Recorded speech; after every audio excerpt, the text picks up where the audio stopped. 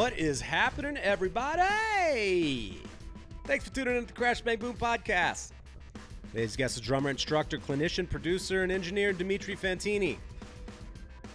I became aware of Dimitri through association with some of the New York collective drummers such as Tobias Ralph and such, and certainly dig his online content and playing in general, so I hope y'all dig the convo.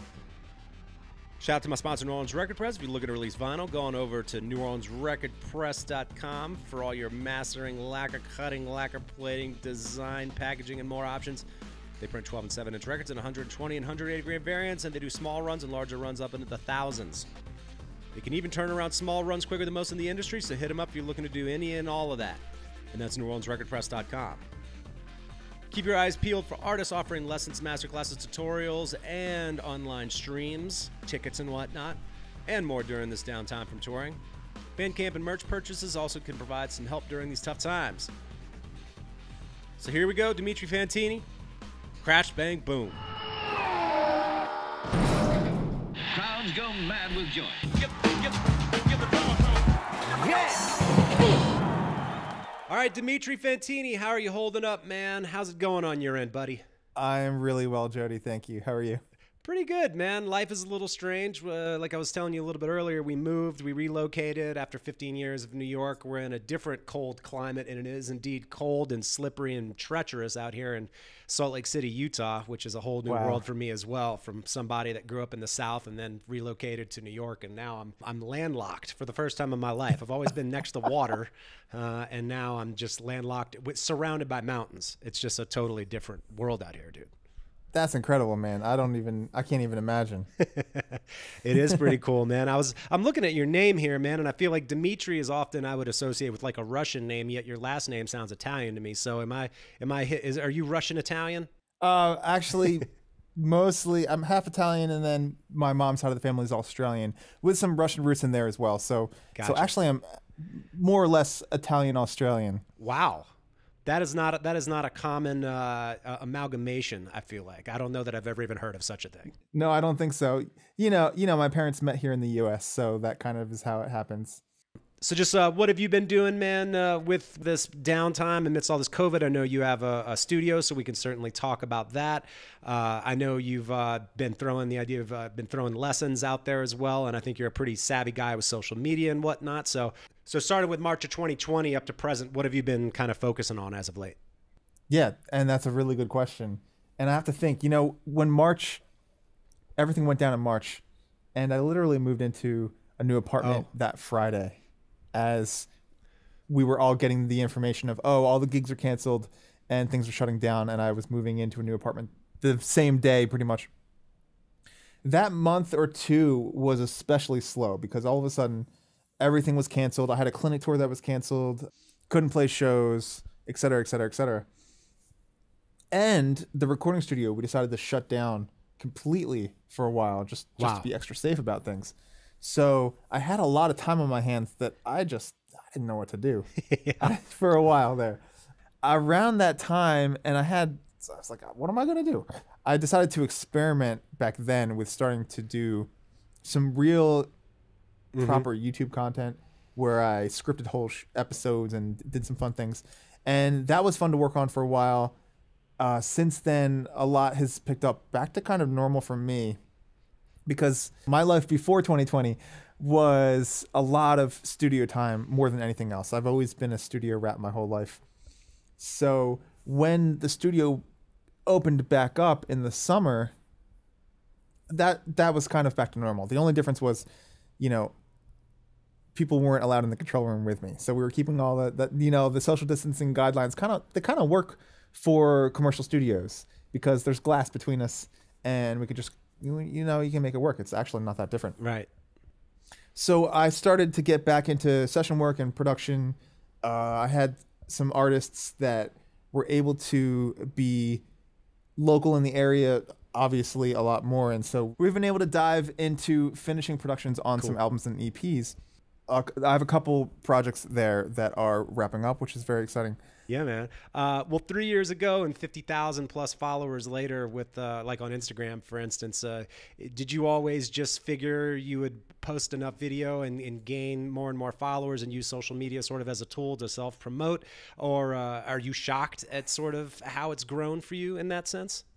I think a little of both, because I had never even used the app prior to 3 years ago. So I had only just discovered it, and I was looking at videos here and there of like, hey, I can watch so-and-so. I can watch these clips of, I don't know, Matt Gartzka or somebody else. And this is really inspiring. This is giving me some ideas. I'm going to bookmark this. Like giving me just drumming ideas. Right.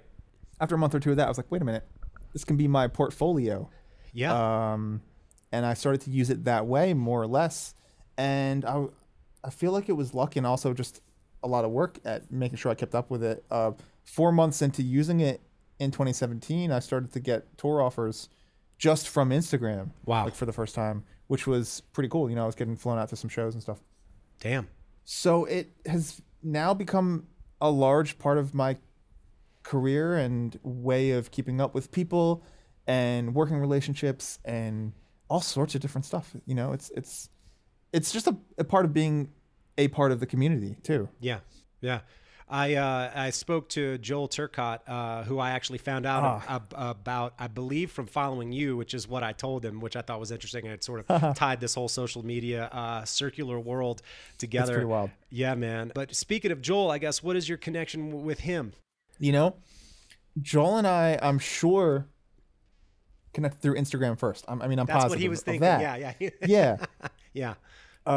Then that would have been 2 or 3 years ago. Joel and I are definitely kind of part of this circle of drummers that are half friends through Instagram and half friends in real life, right, depending on where we live in the world and country. Sure. So there's a couple of guys that we all hang out when we're in the same town or something, when one of us is on tour, and we're always pushing each other and just keeping up and all that sort of thing. Yeah. Joel Turcotte, I can also name, for instance, and I'm missing some people, but Andy Prado Jr. would be a good name. Forrest Rice, yeah, etc. Yeah, just wonderful guys too. Awesome, man. I also mentioned Alex Cohen earlier, who I've interviewed a couple times, and Tobias, of course, I know. What is your connection with those guys? I know I saw you do the video, for those of you listening that are interested in, I believe it was called 5 Drummers, 5 Fills, and Alex and Tobias, and you had Benzel B. Moore up in there, and a few other guys, yourself included, I believe. What is your connection with those Drummers Collective guys? Or I guess they just call it the Collective of the Music, the New York Collective now. It's not necessarily Drummers. Yeah, Collective. To be honest, I don't know the exact name, right? Yeah. So, it's funny. I met Tobias and Alex at a Peisty event in Manhattan. I feel like it was 2019, spring of 2019. I'm pretty sure. We kind of knew each other from, just online connections.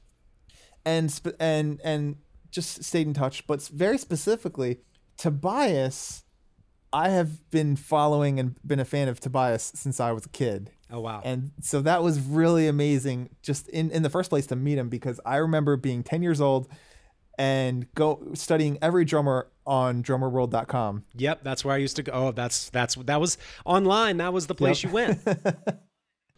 He was one of my favorites that I would watch these clips of him over and over again, different performances, solos and band performances. Yeah. And so I was actually like studying him at 10 years old. And so many, many years later, to be able to meet him and then become friends and actually get to work together, teach together, do all these things together has been really amazing, because not only is he just a monster player, but he's also just a sweetheart of a human being Totally. As well. Yeah. So we met in Manhattan a year and a half ago or 2 years ago, and just kind of took off from there. Nice. Yeah, Tobias is awesome. I remember going back to that Drummer World website, and actually that's how I found out about it as well. Yep. And I remember the videos, and I remember thinking he, within a very small amount of space, he could go around the kit so quickly, and he had like these hummingbird fast single stroke rolls that were, and it was almost like the thing that he did. It was like his shtick, and I would just watch him and be like, how the fuck is he doing that? It's so fast. That's so funny that you say drummer boy, because that's literally how I found out about Tobias. That's so weird. Exactly. And I still don't know how he does it. I watch him do it. I know, I know how he practices it, because I stayed at this place about a year ago, and he'll practice on like little moon gel pads that have no rebound with giant heavy practice sticks. Wow. And just like, he does some intense workout kind of stuff, and it shows. So yeah. I love Tobias. Yeah, man. One of the things I wanted to ask you about is in those in the videos that I've watched of you, especially more recently, there seems to be this Gretsch sort of hand-hammered looking snare that you use that's really cracking and killer. What kind of snare is that? Because it sounds great. Yeah, I have two of the Gretsch hammered snares now, and the one you're probably referring to that I've been using is I just picked up a 14x5 Gretsch hammered steel snare. Okay. And that thing has been killer for me. I've used it on a bunch of recordings and even pop records recently, where with a little compression on it, it sounds like a sample to me. I almost don't recognize it as an acoustic snare in a really, really great way. Yeah. So I'm having fun with it. I just crank the thing like as high as it'll go, pretty much, and it's very fun. Wow. So I'm actually looking forward to continuing to use that on some projects and like mix projects I've already recorded. Because that's a fun one. Right. Yeah. Man, another thing, and obviously not everyone has the access to a studio, and I think you've done great with presenting your drums with just having them mic'd and everything else, because there are a lot of people that I've watched online and Instagram, etc., who do mic their drums, and it seems to only accentuate that they either don't know how to tune their drums, or their drums just sound bad, or they don't know how to mix them. And it's like, for drummers that are listening that might do that, or you'd be better off just putting up a single room mic in a room and just capturing what your drums sound like, rather than close micing them to accentuate that they sound like detuned cardboard boxes sometimes, That's a good advice, really. I would say you can get some great stuff from that. Sometimes I am just using my iPhone for the audio occasionally, if I'm just trying to get something out quick, or just like get an idea down. Absolutely. If you're willing or have the dynamics to do so, even easier. You're probably going to be posting it from your phone anyway. The mics on these iPhones have a high enough threshold, it seems, to be able to record fairly loud stuff. So if the room is sounding good, you might just be better off recording with that than setting up all these mics only just in the end to not even sound that great. Right. No, I agree with that totally. And I even keep a very simple philosophy in terms of my miking strategies in general anyway. Mm-hmm. I use what I have available to me, and sometimes I say, well, 2 mics is enough, and I'm going to stop there. Yeah. Because I can get a good sound out of it and just leave it with that, Right. Well, in talking about production and studios and this and that and the other, and you mentioned that you just moved recently. Where are you located right now? Yes, I am in Maryland, actually. Okay. So I live kind of in between Baltimore and Washington, D.C. Okay. Gotcha. Yeah. And the studio is nearby then, I take it? Yeah, the studio is nearby. I run a recording studio called Redbridge Studios. Nice. Yeah, man. It looks like a nice studio, too. Question about just being a producer engineer, because it sounds like that's something that you've been pursuing for quite some time. And I know from having worked on electronic music myself and composing drums, for instance, within a MIDI program, that to me it sounds good in that instance. And then I have to sort of reverse engineer it and figure out how to execute it physically. Sometimes it surprises me that something I wrote in that context is then hard for me to reinterpret, even though I wrote it. So it's interesting as sort of an informative tool to change the way that you might approach something, but also just from recording yourself and listening, the objectivity that you can get from that is priceless. So I guess sort of tell me what you've learned about yourself as a drummer in being a producer, engineer, et cetera, and working within a studio environment. That's a very good question. And for me, it's all I've ever done. I right out of high school, I was running studios basically, and just grew up in the studio. So I contribute that more than anything to what has helped shape me as a musician is my ability to study what I'm doing and critique that, learn from it, better myself. Also, just to learn about as an artist and musician, when you listen back to what you're creating, you can study not just the technical aspects of that, but the artistic and the emotional impact of what you're creating. Totally. And that I think is also very important. So being able to listen back to the track, the song, the drum beat, and react emotionally as a listener and say, is this exciting to me? Is this creating the right mood? And being able to kind of hone your ability to create those things when you need to call upon them has been invaluable. Absolutely. Yeah, it's funny to me. I've certainly played with no shortage of musicians where in the moment, you know, you can all say, that seems like it was pretty good. But for me, I've always said in those conversations when practicing with the guys in a room that, you know, it comes with the caveat of me recording it and listening back to it just to detach myself a little bit and kind of listen to it as an observer to see if collectively everything is even working. Because there's, you know, especially if you're playing in a loud band, which I've always played in, it's pretty hard to get a sense of how everything is meshing in the first place, especially when everything's cranked, you know? That's true. That's very true. And I remember being a teenager, starting to record in the studio, and I would be working on songs and I'd have to do 20 takes to figure out just how to get this simple beat to really be just right in the pocket, get dynamics right, get things consistent, and so on.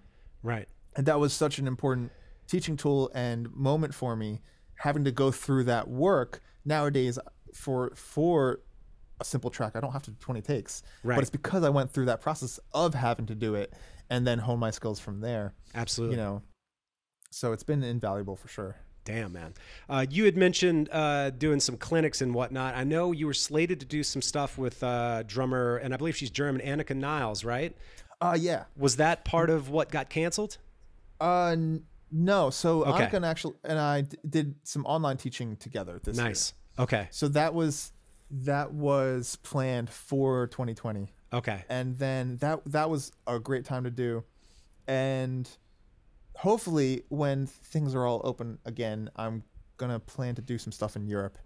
Nice. So that's also going to be very exciting to be able to do that stuff again. Yeah, man. I love it that you hooked up with her. She's awesome. If anyone doesn't follow her on Instagram, definitely check her out because she has great, really awesome like sticking notations that she does. She has great exercises. She has just a great sense. She's just a killer player. And it's crazy, like thinking about so many of these German drummers, like I love Vinnie Grab, like Horst Nickel is killer.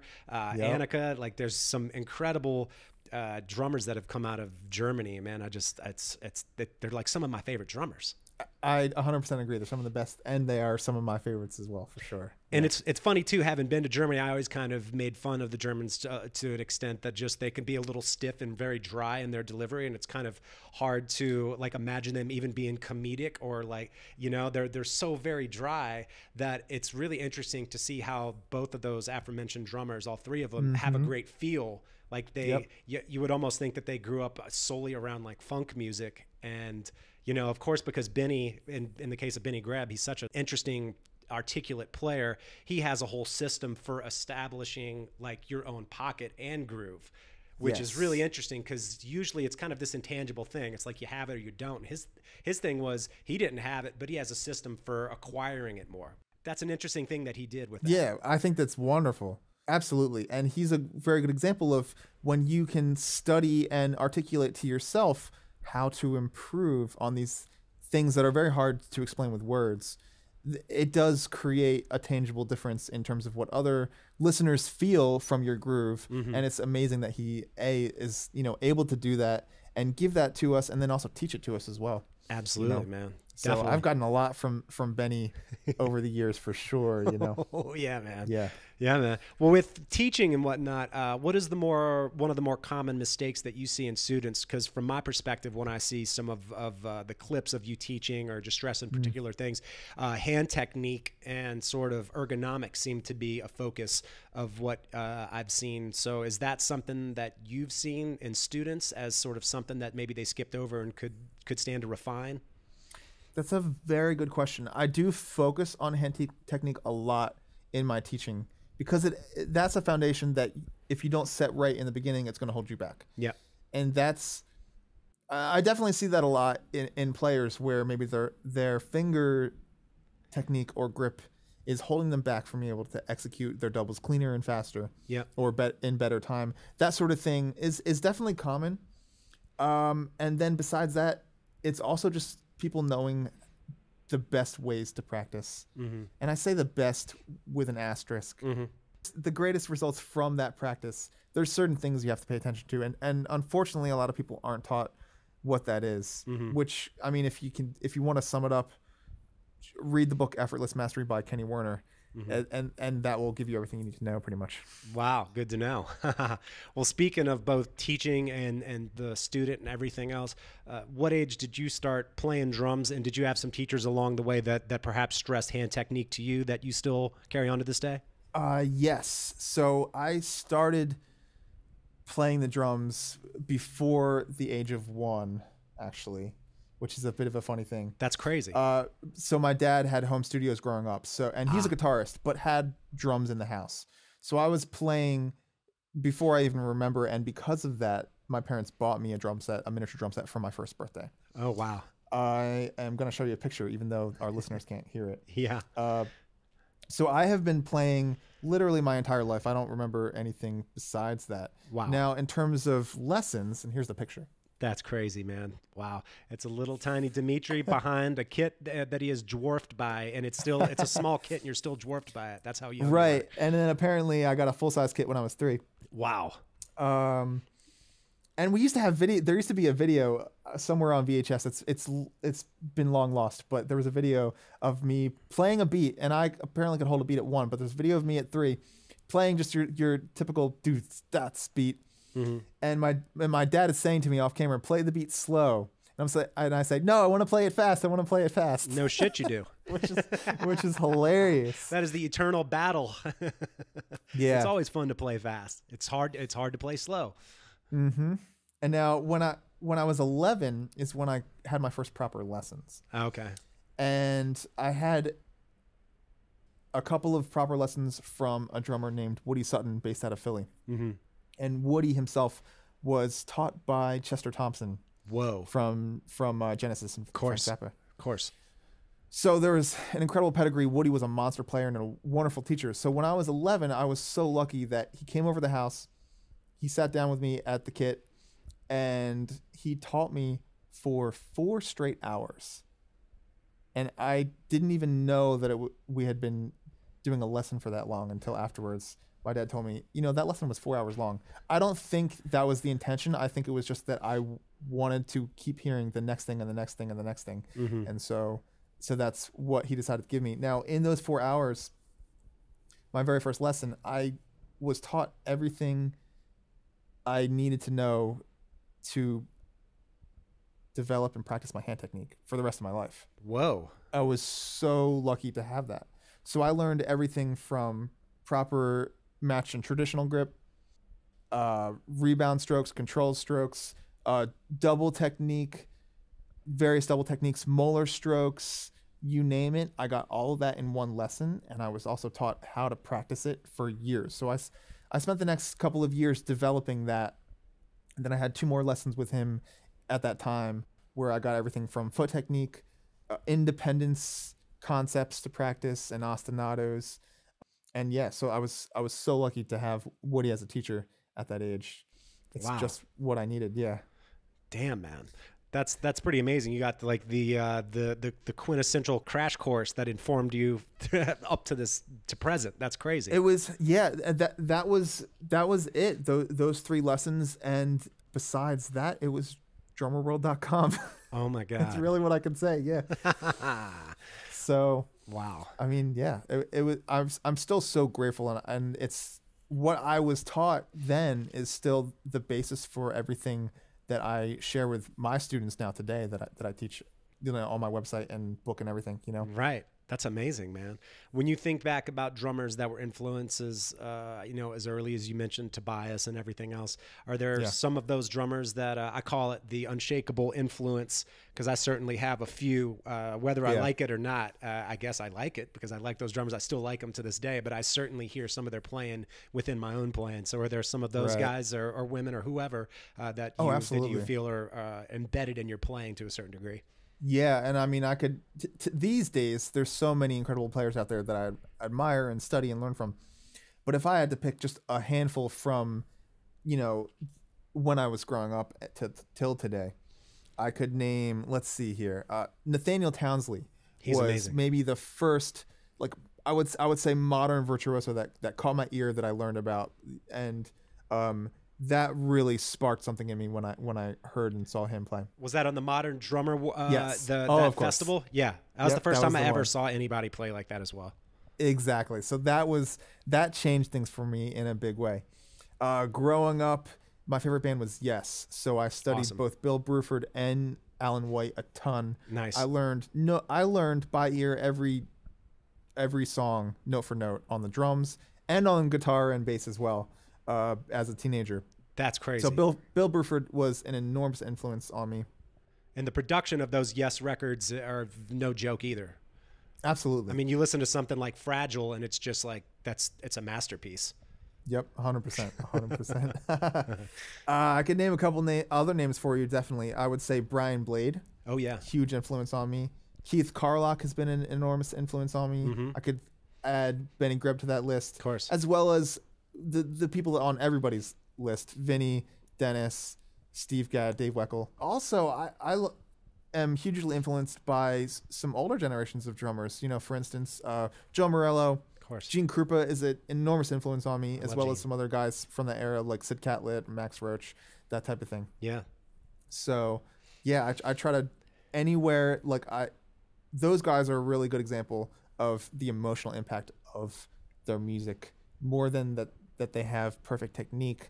It's about like if they play a couple of notes, does it mean a lot, and what are you getting from that? And that's something I really draw from and am inspired by a lot. Right. You mentioned Vinnie, and it's a question that I also asked Joel about, and he wasn't totally sure on it, but in your case, having spoken to so many of these drummers, and especially sort of drummers that are great with either displacement, odd meters, sort of modulation with fills and this and that and the other, Vinnie is a guy that is constantly pointed to from all of the what has become to known sort of the gospel chops guys to like the Berkeley guys. Even though Vinnie studied with Berkeley rather, but he seems to be really one of the guys that is everyone points to him when in talking about sort of that style of whether it's halftime grooves and you're playing 30-second notes that you phrase in different ways, you go over the bar line, come back. Like Vinnie was I think one of the guys that really influenced everybody and is kind of at the top of the pyramid, so to speak.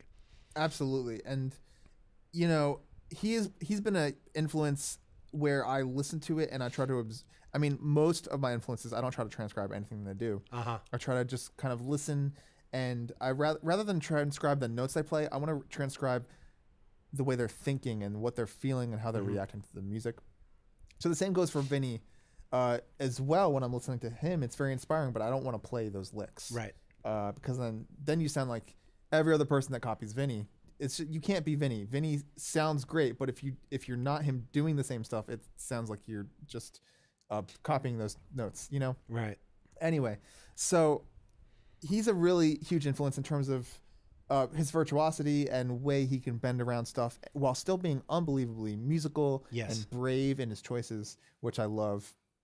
So that's a very exciting thing. Totally. Tony Williams is another example of like, I love what he does, and I don't want to learn what he does note for note. I want to take from like, why was he reacting that way, and how is he complementing the music? Right. Absolutely. And it's funny you mentioned Tony because Vinnie always pointed to Tony as his influence. Right, yeah. So there is that lineage there, without a doubt. And when talking about Tony, and it's something that I spoke to Nate Wood about, you kind of have to talk about Tony Williams sort of in two phases. You have all of the jazz stuff, whether it was with Miles or Eric Dolphy or any of that stuff, and then he kind of recreated himself with what would become sort of this fusion thing, and he was doing his solo records and this and that and the other. And Nate Wood actually brought up a really important point that I think it was that Tony Williams' Lifetime Emergency record actually preceded Bitches Brew, and Bitches Brew is considered to be the first electronic jazz record. Interesting. If you actually look at it, I believe Tony Williams was the first, and I would listen his solo records. He's got some great ones. I have like the record Believe It on vinyl, and that's one that I listen to. And at that phase, he's going for a bigger, his drum set changed. He kind of changed his approach to it. He definitely did.